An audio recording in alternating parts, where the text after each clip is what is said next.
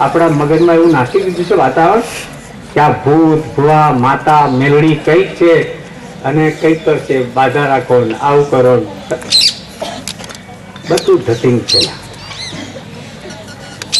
તમારા મગજમાં જો આ ઉતરશે નહીં પણ ધતિંગ છે, ધતિંગ. ભૂત ભુવા માતા મેલડી દોરા ધાગા બધા જુદી જુદી શ્રદ્ધાઓ છે, બધી માળા મણકા બધી રાખે પડે. આ એમાં એવું છે ને, એમાં એમનો વાંક નથી. જે પરાપૂર્વથી આવી હોય ને બધી જે હોય ને એકદમ કાઢવાની એમની શક્તિ હોતી નથી. મગજમાં જે ગયું ને ભૂત પેઠું હોય જલ્દી ના જાય. પોતાની નાતની વાતમાંથી હોય તો એકદમ જવાય છે. અમે રાજપૂત, અમે દરબારો, અમે ફલાણા, અમે ઢીકણા, અમે પટેલ, અમે જતું ને. ભગવાને આપણને માણસ તરીકે જન્મ આપ્યો, કૂતરા તરીકે આપ્યો છે જન્મ, આપણને બિલાડા તરીકે આપ્યો છે. માણસ જાત અહીંનો માણસ હોય કે બિહારનો માણસ હોય, અહીંનો હિન્દુસ્તાનનો માણસ હોય કે અમેરિકાનો માણસ હોય, એ માણસ છે માણસ. અહીંનો વાંદરો હોય કે અમેરિકાનો વાંદરો, થોડો ઘણો ફેર પડે કલરમાં, બાકી વાંદરા એ વાંદરા. હમણાં માલદીવે કહ્યું ને, અંગ્રેજોના રાજમાં સૂર્ય આથમતો નહોતો. હવે તો તમે બધા જાણો છો એટલે ખ્યાલ આવે કે ભાઈ આપણે અહીંયા અત્યારે જેમ અત્યારે કેટલા 4 વાગ્યા છે, 4:30 વાગ્યા છે દિવસના. અમેરિકામાં જે અમારા દીકરી આશાબેન છે ત્યાં અત્યારે રાતના 5 વાગ્યા. હમણાં આપણી રાત પડશે અહીંયા ત્યારે ત્યાં દિવસ ઉઠ્યો, સવારના 5 વાગ્યા. ત્યાં સવારના 5, રાતના 5 એટલે સવારના 5. અત્યારે આપણે હમણાં અહીંયા 7 વાગશે અહીંયા, ત્યારે ત્યાં 7:30 વાગશે દિવસના. અમે વાત કરીએ, હમણાં ફોન કરીએ તો એ વાત કરે, એમનો ફોન રાત્રે બધા ઘેર આવી જાય પોતપોતાના કામકાજમાંથી, એટલે મને ફોન કરતા હોય છે, ત્યાં રાતના હોય. હવે આપણે અહીંયા જો હમણાં બપોરે 1 વાગે ફોન કરીએ તો એમને તો તકલીફ થાય, રાતનો 1:30 વાગ્યો એમને ત્યાં. આપણે અહીં બપોરનું 1 હોય ત્યાં રાતનો 1:30 વાગ્યો હોય. એટલે આ દુનિયા કે આ રીતે છે. હવે આપણે સમજતા થયા છે. એમ સમજતા થયા તો પછી એને વિચારમાં કોઈ પણ વાતને સમજણ આપણા દિલમાં લાગે એને લાગી જવાનું. જેમ વ્યસનોની વાત અમે બધા નાના હતા તમારી માફક, અને અમે સેવાધર્મ જતા હતા, વ્યસનોની વાતો થતી હતી, તો એ વખતે અમે જોયું કે આ વ્યસનો ખોટા છે એટલે ચા છોડી દીધી. 1943માં છેલ્લી ચા પીધી હતી. 1943માં છેલ્લી ચા પીધી. 1943 એટલે તારા બાપાના જન્મ પહેલા.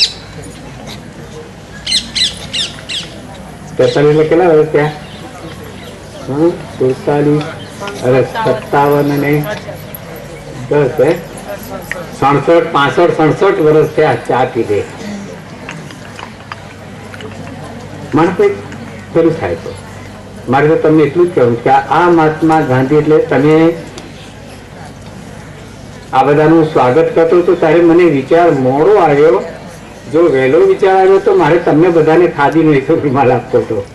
મારા બધા જ વિચાર જે આવ્યા હોય, આપણા દાદીના જન્મ દિવસે અહીંયાથી અત્યારે બધાને આપણે રૂમાલ આપ્યા હતા, પણ પહેલો વિચાર તો આવ્યો તો 2-4 દિવસ પહેલા તો હું રૂમાલ મંગાવી લેતો. અને ખાદી કેમ, ખાદી પહેરવાની વાત કરીને પણ આપણે સમજવું પડે ખાદી કેમ. ખાદી પણ આ ખાદીનું કપડું છે, કોઈ મિલનું કહે તો મિલનું કપડું છે, કપડું તો છે જ ને, તો ખાદીનું કેમ કે છે? આ ખાદીનું કે છે એની પાછળ પણ શાસ્ત્ર છે, વિચાર છે. 2 જાતના વિચારો છે. જેમ ભગવું કપડું કોઈ પહેરે તો એ પણ કપડું છે ને, મિલનું પહેરવા વાળા એ બીજું કપડું પહેરે છે ને ભગવું પહેરે, તો ભગવું કપડું અને મિલનું બીજું કપડું એમાં બેમાં ફેર દેખાય છે ને આપણને? કારણ કે ભગવા કપડાની પાછળ પાછો વિચાર છે કે ભગવું કપડું બીજા કોઈ ના પહેરે, જે સંત હોય, સાધુ હોય, સંન્યાસી હોય એ ભગવું પહેરે. એટલે ત્યાગની એમાં ભાવના છે. અને સંન્યાસીઓ તરફનો આપણને એવો ભાવ કે સંન્યાસી એટલે બહુ પવિત્ર, બહુ આમ તેમ એવી જે વિચારો.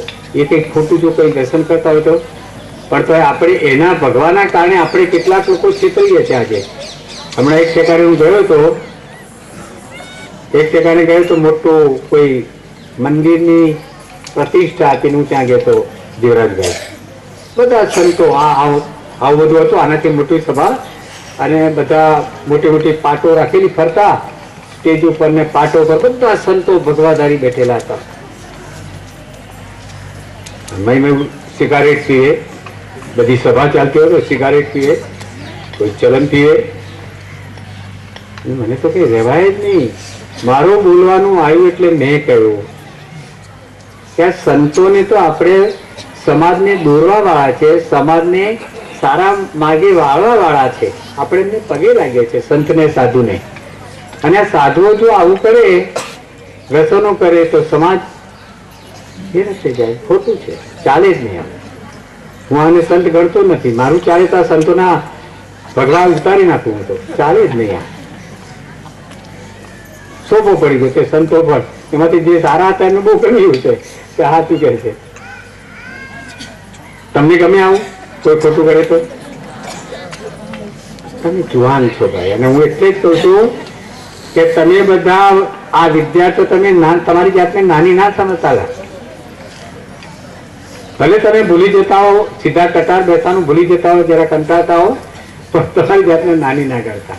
મહાત્મા ગાંધી બનવાને તમે સર્જાયા છો ભાઈ. લાલ બહાદુર, તમારામાંથી જ કોઈ લાલ બહાદુર શાસ્ત્રી જેવા થશે, તમારામાંથી જ કોઈ જોરદાર પાણીદાર જુવાનિયાઓ કંઈ તે વિસ્તારનું કામ કરશે, કોઈ ધારાસભામાં જશે, કોઈ લોકસભામાં જશે, કોઈ ગામનો સરપંચ બનશે, અને બનો ત્યારે આવું સરસ કામ કરો. મહાત્મા ગાંધીના રસ્તે આપણે આ જવું છે. ગાંધીનો રસ્તો છે આ સત્યનો માર્ગ, સાચો માર્ગ, લોકોનું કામ, ભારત દેશ માટે કરવાનું કામ. હમણાં આપણે ગીત ગાવીએ, અને એટલા માટે ગાંધીજીની ચોપડી અહીંયા કેટલી પડી છે મને ખબર નથી. રમેશભાઈ અથવા કોણ છે અહીંયા? ગાંધી બાપુ પહોંચાડી બધે ભાઈ, તમે લોકોએ જે શાળાઓમાં ગઈ ત્યાં પહોંચાડી છે. ગાંધી બાપુ નામની એક નાની ચોપડી છે. એ વખતે 2 રૂપિયા હતી, અત્યારે કદાચ 5 રૂપિયા કિંમત હશે. મારી બધા જ વિદ્યાર્થીઓને એક બહુ સલાહ છે, સૂચન છે કે ગાંધી બાપુની 5 રૂપિયા વાળી ચોપડી છે નાની, કે ગાંધીજીનું જયારે અવસાન થયું ત્યારે એક નાનો છોકરો તો બાળક હતું, ભણતું હતું, 2જા 3જા 4થા 5માં ભણતું હશે. એની માના વચ્ચે જે આખું વાતાવરણ થયું, તો પછી ચર્ચા થઈ, એમાં છે સરસ રીતે બધા વાંચી જજો. એમાં ગાંધીજીના જીવનની વાત આવે છે, પણ બધા વાંચી જજો. અને અહીંથી જાઓ તો એ યાદ રાખજો, ભારત મારો દેશ છે. આટલું તો યાદ રહેશે ને.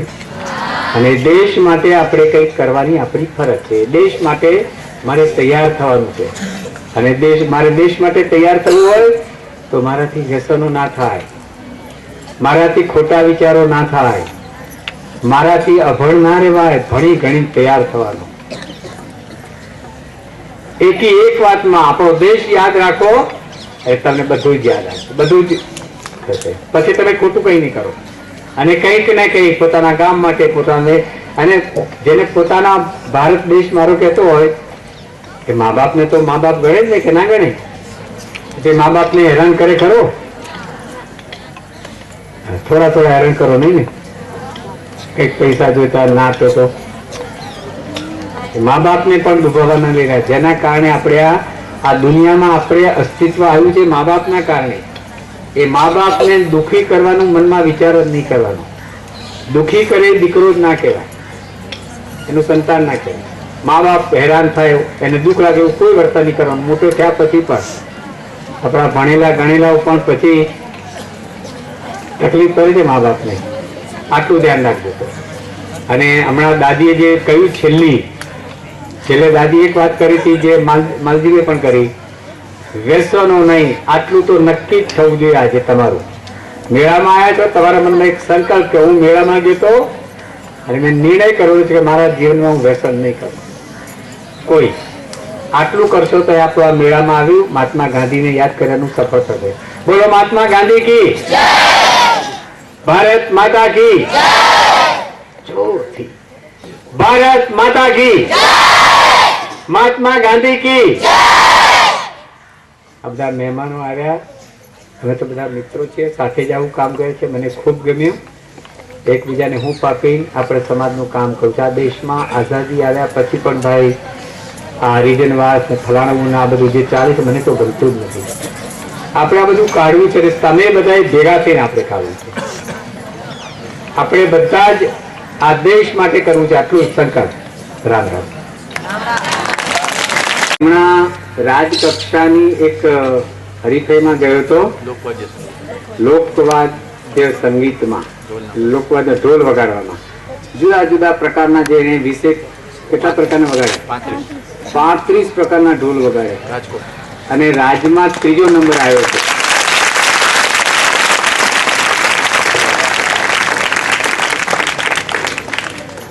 એટલે એમને શું નામ શિવભાઈને કહ્યું એને આપણે કરવું છે, એને ઇનામ આપવું છે.